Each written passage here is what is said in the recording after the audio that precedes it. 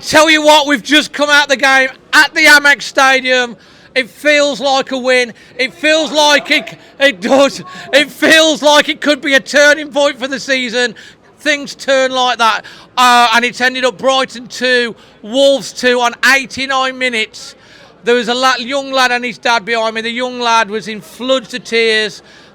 Me and Manny was just behind him. We were trying to cheer him up and say, come on, young man. And then on 96 minute, he's got a beaming smile. And I tell you what, we've got two beaming smiles either side. We've got Daredevil Dan, we've got Boston Brian. Daredevil, dare we dream? We've doubled our points tally in one go, and we're off the bottom of the table. We're off the bottom, mind the gap, Southampton, eh?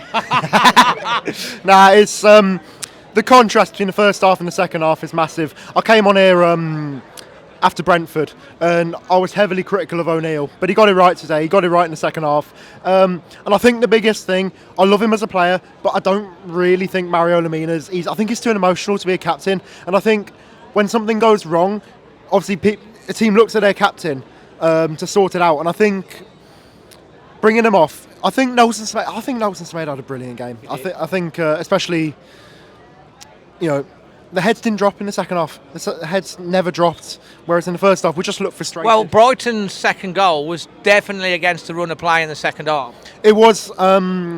We really restricted them. They had a couple chances in the second half, if that. It was a good finish, to be fair. Their second goal, but it's a brilliant turnaround, and we need it. We really need it. We did need it, Brian. Was it a Boston result in the end, Boston, Brian? Absolutely Boston. And I did say before the game, I'll take a draw, 0-0, or between 4-4, 2-2, was it? Right in the middle, yeah? Yeah. And I don't want to talk about... It was right in the middle. I don't want to talk about any negatives today. I don't want to talk about Saar giving the ball away. I just want to... It's why we love football, and it's why we love this team, and that you fight to the end. And there's days like this, you just got to savour the moment. Don't worry about the negatives. Yes, we possibly gave 2 goals away, lost the ball out for the second goal. Great finish, 2 great finishes actually, but Saar's mistake. But let's not dwell on that. Let's dwell on the positives today, and the fight that we showed at the end, the crowd. Well, I'll come to that later for my moment of the day. Right. Listen, he absolutely nailed it. Look, at the end of the day, the first half we were playing a back 5. I thought we did really well defensively. Never really hurt us. Saar pulled off one really good save. We saw the best and the worst of him in that half. Saar as a shot stopper is brilliant. The first goal, got to call it, he clears it, and you lose it there to Brighton, and Welbeck's on fire and he finishes it.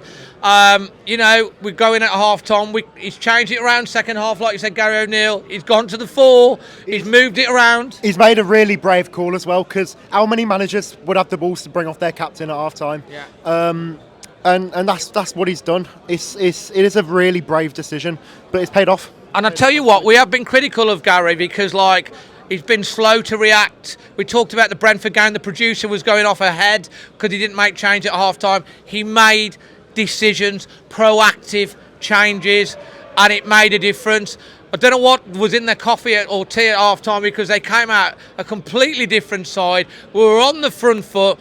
I think Brighton were really shocked with how tenacious we were. Yeah, they got in a couple of times because we had the odd stray pass, but we were pushing and pushing and pushing.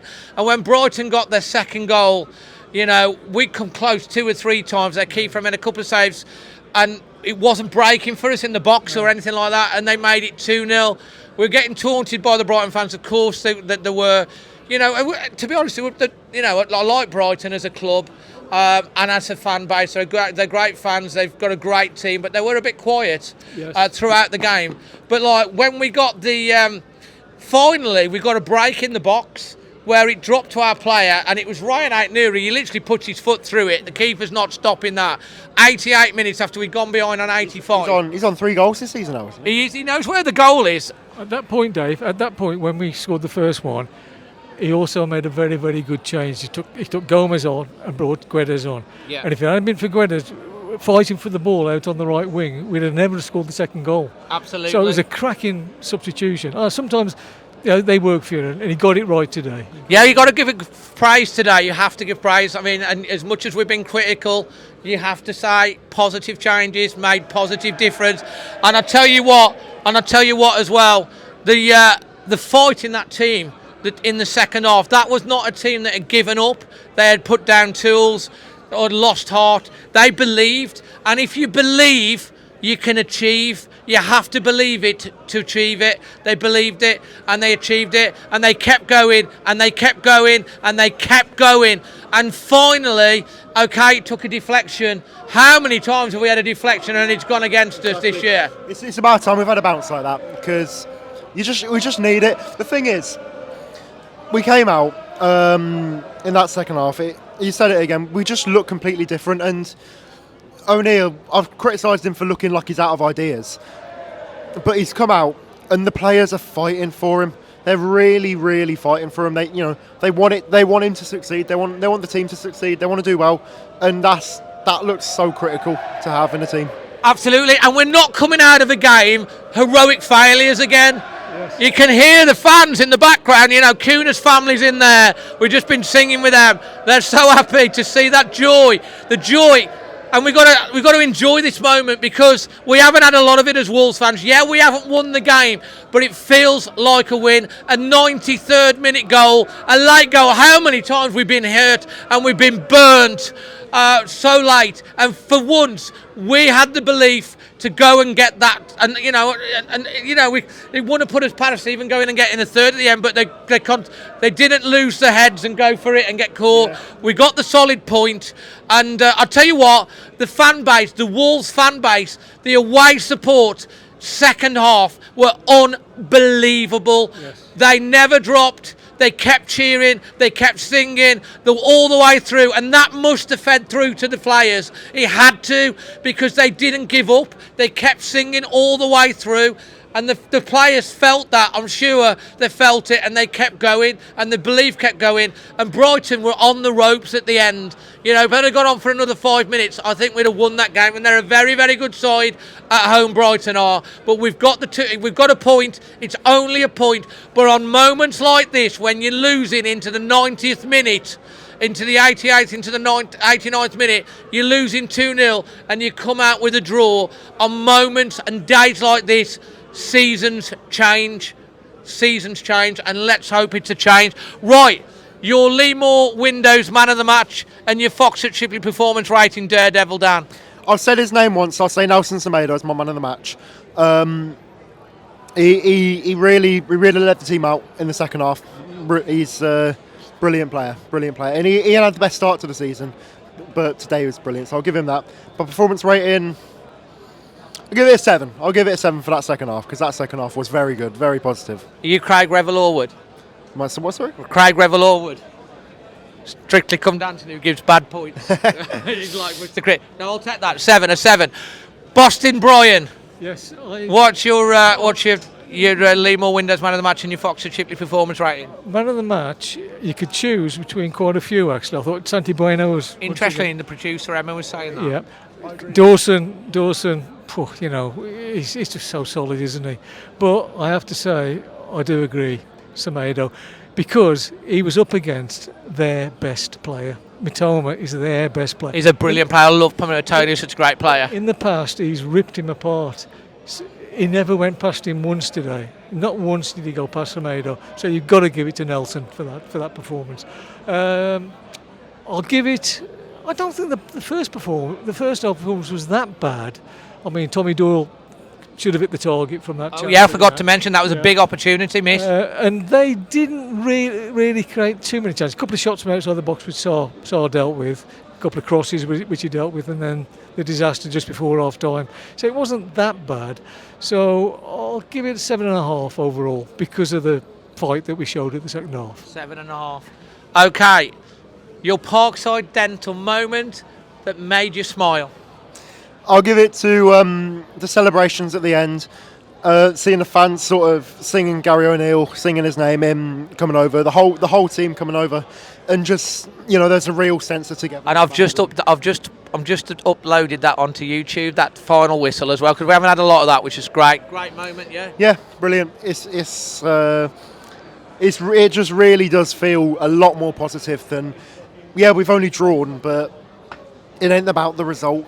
It's about, the fight. It's about a result. It's about a point. It is because a point is always massive, but away from home here. Yeah, especially the performance and the fight. That's the highlight for me.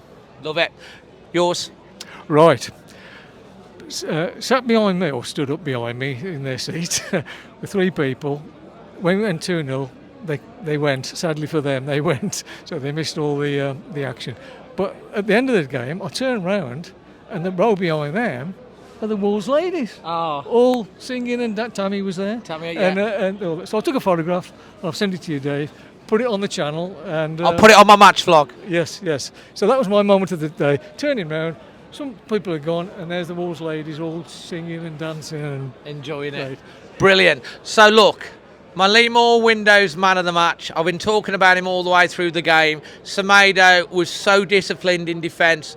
Matone is such a tricky player. He blocked those crosses. He didn't overcommit. He was great going forward as well when he needed to. So I'm going to concur and go with Nelson Semedo.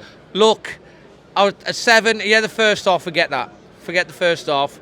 I'm going to concentrate on the positives. Yeah. Second half, great performance. 2-0 down, and we came back to draw. And I've got for the sheer courage, heart, battle, and the joy and the celebration to see the end and actually have some joy. I'm going to give it an 8. Yeah. And my Parkside dental moment that made me smile is the young lad with his dad, who literally, when the second goal was in, he was in tears, the young lad was. And then at the end, he was dancing and cheering, and he got joy on his face.